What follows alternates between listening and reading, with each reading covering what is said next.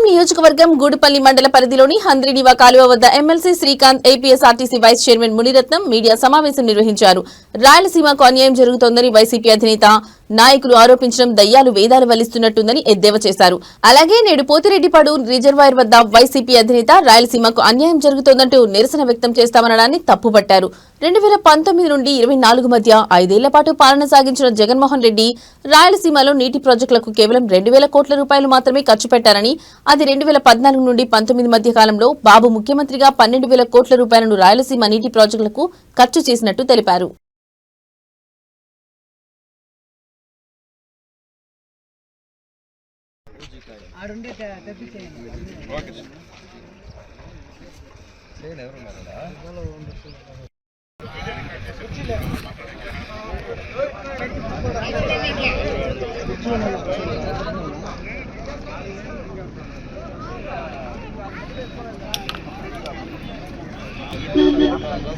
Sir దిగేదా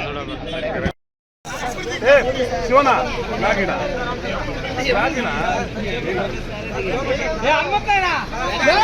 దిగండి first ముందుగానే దిగినా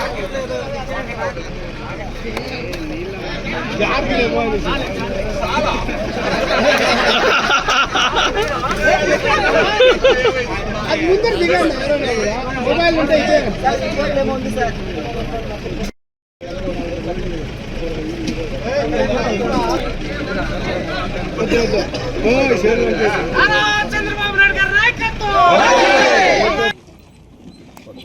ఈరోజు కుప్పం నియోజకవర్గంలో మనం గుడిపల్లి మండలంలో హంద్రినివా కాలువ దగ్గర ఈ మీడియా సమావేశం ఏర్పాటు చేయడానికి ముఖ్య కారణం, దెయ్యాలు వేదాలు వల్లించినట్టు వైఎస్ఆర్సీపీ నాయకులు జగన్మోహన్ రెడ్డి గారు అలాగే ఇతర నాయకులు కూడా రాయలసీమకి అన్యాయం జరిగిపోతుందని చెప్పేసి ముసలి కన్నీళ్లు కాస్తూ పోతిరెడ్డిపాడు ప్రాజెక్టు దగ్గర ఈరోజు మేము నిరసన కార్యక్రమం తెలియజేస్తామని చెప్పనేసి మాట్లాడుతూ ఉన్నారు.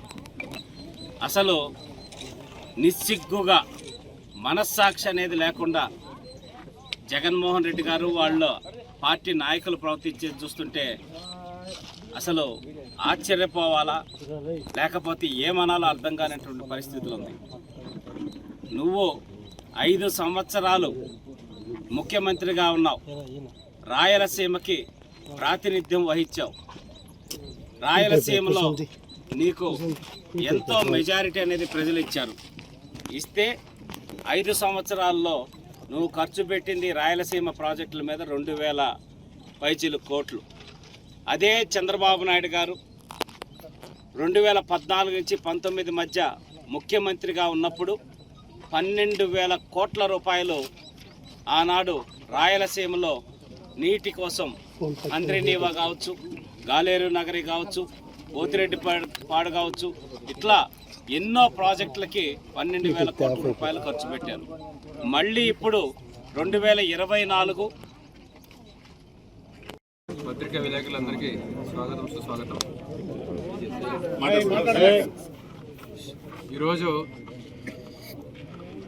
హిందువులకి ఎంతో ప్రీతిపాత్రుడైన వెంకటేశ్వర స్వామి లడ్డూ తయారీలో కల్తీ నెయ్యిని ఉపయోగించి దాదాపు 250 కోట్లు దోపిడీ చేయడమే కాకుండా హిందువుల మనోభావాలతో ఆడుకొని హిందువులు అంటే లెక్క లేకుండా, హిందూ దేవుళ్ళు అంటే గౌరవం లేకుండా అప్పట్లో డబ్బు జనార్దనే ధ్యేయంగా జగన్మోహన్ రెడ్డి గారి ప్రభుత్వంలో చేసిన అరాచకాలు ఈరోజు బయటపడిందని ప్రజలందరూ ఆ విషయంలో జగన్మోహన్ రెడ్డి గారిని వాళ్ళ ఒక మంది మార్గాన్ని వాళ్ళ సైన్యాన్ని అంతా కూడా టీటీడీ చైర్మన్ వైవి సుబ్బారెడ్డి గారిని అందరినీ కూడా ఈరోజు చేతుకరించుకుంటున్న సమయంలో ప్రజల్లో ఇంకా దీని గురించి డిస్కషన్ జరిగితే మనము జీవితంలో మళ్ళీ అధికారం రాలేమనే ఉద్దేశంతో ఈరోజు డైవర్షన్ పాలిటిక్స్ చేయాలని మొన్నటికి మొన్న అంబటి రాంబాబు చేత లేనిపోని మాటలన్నీ మాట్లాడించి ప్రవాకులు చెప్పించి దాన్ని డైవర్ట్ చేయాలని చెప్పి చూస్తే అది మళ్ళీ ప్రజల్లో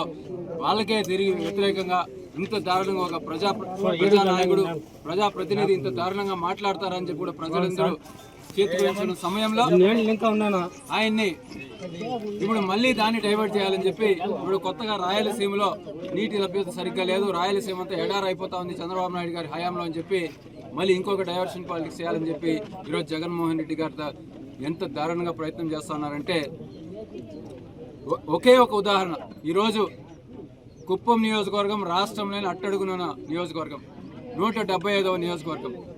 ఈ నియోజకవర్గంలో నీళ్లు రావాలి అంటే దాదాపు